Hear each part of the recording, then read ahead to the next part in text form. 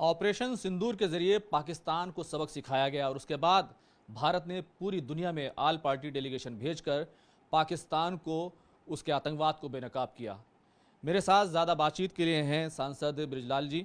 सांसद जी, आप तो जापान, इंडोनेशिया, मलेशिया जैसे मुस्लिम देशों के दौरे पर भी गए और कोरिया भी गए, तो ये तमाम चीज़ें रहीं, कैसा दौरा रहा? ये बहुत सक्सेसफुल दौरा रहा और सबसे महत्वपूर्ण दौरा ये था, ये ऑल पार्टी डेलीगेशन था। मेरी जो डेलीगेशन था उसमें कांग्रेस के माननीय सलमान खुर्शीद जी, डेरेक उसके Abhishek Banerjee TMC, John Brittas CPM और हमारे party leader Janata Dal United के संजय कुमार झा और हम बीजेपी के। तो इस तरह हम लोग गए और वहाँ सबसे पहले हम यही बताते थे कि ये ऑल पार्टी डेलीगेशन है। हम डेमोक्रेटिक कंट्री हैं, मुद्दों पर विरोध करते हैं, लेकिन जब देश की बात आती है वहाँ हम सब एक हैं और उसका प्रमाण है ये all party delegation. Number 1। Number 2, हमने कहा ऑपरेशन सिंदूर। ऑपरेशन सिंदूर क्या है? हमारे एक महिला मेंबर नहीं हैं, अपराजिता सारंगी, उन्होंने, लेकिन आज मैं आया तो मैंने ये सिंदूर ये मंगाया। हमने कहा ये सिंदूर जो है, सिंदूरदानी कहते हैं, इसमें ये लाल सिंदूर है और जब शादी होती है तो हमारे यहाँ इसको शादी के समय नवविवाहिता को दिया जाता है और उसके लिए सबसे कीमती होता है हीरा मोती, ये कीमती होता है और उसके सुहाग की निशानी होती है।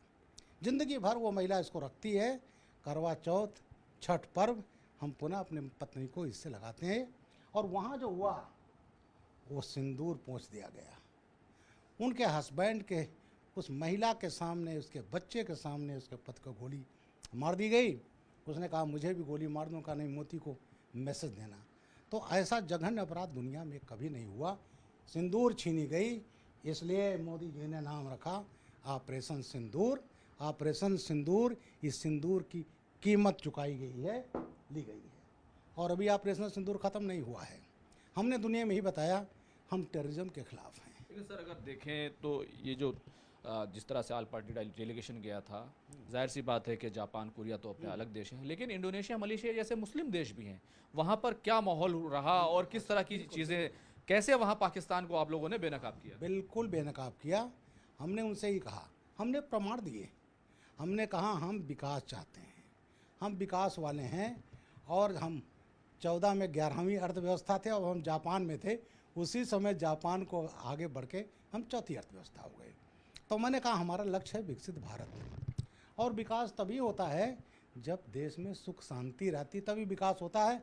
नहीं, एक घटना हुई, पता चला कोई इन्वेस्टर नहीं आएगा। तो पाकिस्तान हमारे साथ यही करता रहा 4 दशक से। लेकिन जब मोदी जी ने कहा जीरो टॉलरेंस, तो उसका परिणाम आज हम देख रहे हैं, चौथी अर्थव्यवस्था है और यही चीज़ पाकिस्तान डिस्टर्ब करना चाहता है। अच्छा, हमने उन कंट्रीज़ में कहा कि आपसे ज़्यादा तो मुसलमान हमारे देश में, मलेशिया से ज़्यादा हमारे यहाँ है, पाकिस्तान से ज़्यादा है और हमारे यहाँ कोई प्रॉब्लम नहीं, जो पाकिस्तान हमेशा।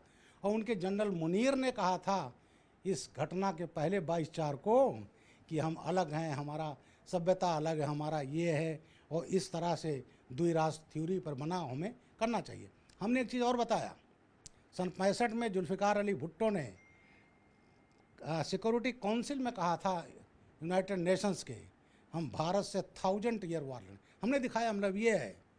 और ये कहा भारत को देंगे 1000 कट्स और जियाउल हक ने कहा था 1000 कट ब्लीड इंडिया। ये सोच के तहत ये करते रहे 4 दशक से। एविडेंस है, सब कुछ है, लेकिन पहले खाली कड़ी निंदा करके छोड़ दी जाती थी, लेकिन अब नया भारत है। अच्छा, क्योंकि आपके डेलीगेशन में सलमान खुर्शीद भी थे, उनका एक बयान काफ़ी जो है बहुत ज़्यादा तवज्जो दी गई उसको और उस पर तरह तरह की बातें भी हुई। 370 को लेकर उन्होंने कहा जैसे कि 370 समाप्त हुआ और उसके बाद कश्मीर आगे बढ़ा है, कश्मीर में चुनाव हुए हैं, ये तमाम बातें रही। तो ये जो संदर्भ था, ये कितना जो है बड़ा था? बहुत बड़ा संदर्भ था और उन्होंने कहा कि आर्टिकल 370 वहाँ के विकास में बाधक था। आज वो हटा, आज वहाँ विकास की गंगा बग रही है। हजारों लाखों वहाँ टूरिस्ट जा रहे थे, उसी को हैम्पर करने के लिए, रोकने के लिए कश्मीर में पहले रोज़ झंडे निकलते थे, रोज़ पाकिस्तान के पक्ष में झंडे लहराते थे। 370 ख़त्म हुआ, आज वहाँ चुनाव हुआ, 60% से अधिक लोगों ने वोट डाले, डेमोक्रेसी आई। आज लोग उसका आनंद उठा रहे हैं। जहाँ पर पाकिस्तान खून बहाता था तो सलमान साहब ने हर जगह हम लोग कहा देश प्रथम है, और ये तथ्य है ज़रूर है कि पाकिस्तान आर्टिकल 370 हटा है तब वहाँ पर डेवलपमेंट हुआ है।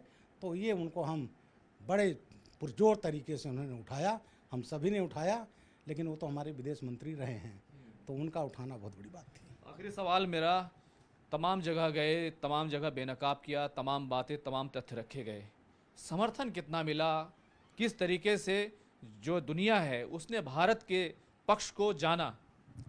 बिल्कुल दुनिया के सामने हमने पक्ष रखा और एविडेंस दिया। मैंने कहा 26/11 हुआ, कसाब पकड़ा गया। तहुवर राना अभी हम ले आए हैं, वो भी 26/11 जुड़ा हुआ है। और इसके अलावा इन्होंने 26/11 किया, कसाब को पकड़ा। डेविड हेडली है, डेविड हेडली और गुलाम गिलानी अमेरिका में, उसने उगला राज ये। तो हमने कहा कि ये एविडेंस है, हम तो पीस लविंग हैं, हम तो शांत चाहते हैं, क्योंकि शांति व्यवस्था ठीक रहती तभी डेवलपमेंट होता है। उन देशों की समझ में आया ये बात? बिल्कुल उनके देशों को समझ में आया। हम लोगों ने खासकर मलेशिया से कहा कि आप एशियान के अध्यक्ष हैं, और अभी FATF हो रहा है, फाइनेंशियल टास्क फोर्स, जिसमें पाकिस्तान कभी ग्रे लिस्ट में रहा।